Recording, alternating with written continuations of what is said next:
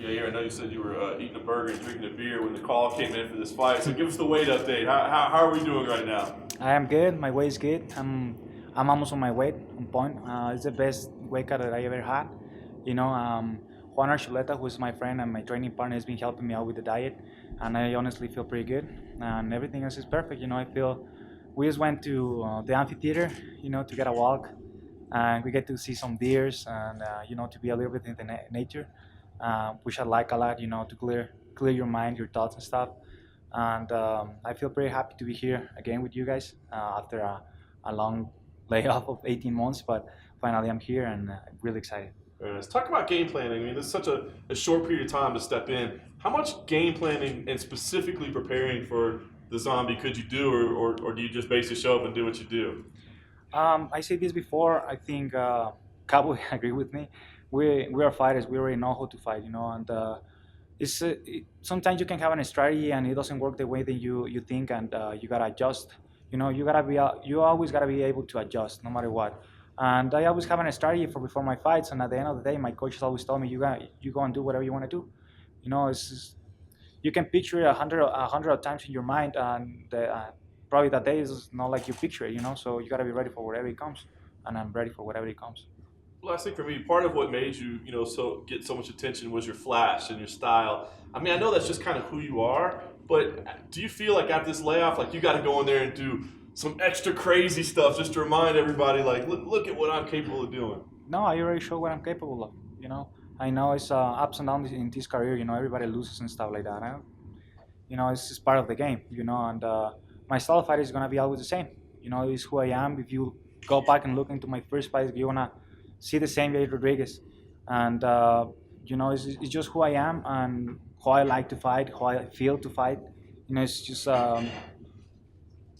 you cannot think out there. If you start thinking and doing something, you won't do nothing. You gotta just be able to react and be fluid and just fight.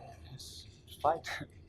Are you the type of fighter that lays out their path like to the title, or do you just take it one fight at a time? I used to think differently before. I was a little worried about like I gonna get a title, and that mindset is kind of But I realized that it's better to take it slowly, step by step, because that way you're learning what you're doing, and the mistakes that you do in your career, you take it in a better way, different perspective of stuff.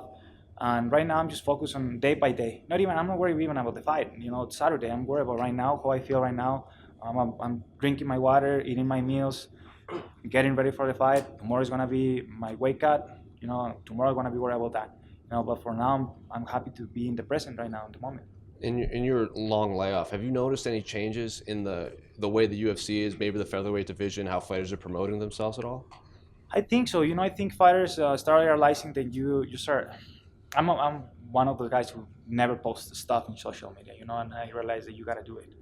You gotta go out there and put stuff for the fans, and you gotta do interviews and stuff. Which is not like I hate you guys, but doing interviews sometimes is hard. If you ask most of the fighters, nobody likes to do a lot of interviews and stuff. But it's part of the game and it's part of what you have to do. It's your work, it's my work to do it. And I actually love to talk to you guys, but sometimes you forget about it, And I think most than anything is you're like you don't want to keep on going back to the stuff that you already been talking to for a long time and stuff. You just want to move forward, and sometimes interviews and all this kind of stuff just makes you go back again and okay, I gotta say all this again, and it's repetitive. That's one of the things, but everything else is perfect, and it's part of the game. Is it harder for you because you probably have to do Spanish and English media, so you probably have to answer the same questions twice all the time? I had to learn English, but I mean. Not because I had to, I learned it because I wanted to, and you gotta be able to. I like the language, I like the culture, I like everything that it has to do with the United States of America. It's like my second home because I have the opportunity here to grow as a person and as an athlete, my professional life and stuff. And it's been really tough for me. I didn't went to school to learn English. You guys teach me how to speak by being nice to me, by being kind to me. I mean, it's been just a couple of guys, a couple of people that's been rough to me, but I don't care, it's those kind of people is what they have inside them, and all of you guys are being awesome to me, so thank you. Do you think learning English is like a key to growing in the sport? Because Yes. that seemed like Aldo and Renan Barao never learned it and they could have been bigger. Yes. you're fighting in I know it's a worldwide company, but it's based in the United States. You gotta be able to communicate. Communication is one of it's the first thing. It's like in human nature is communication. The first thing you gotta do. If you're not able to communicate, people won't understand you. You won't make yourself understand yourself and stuff.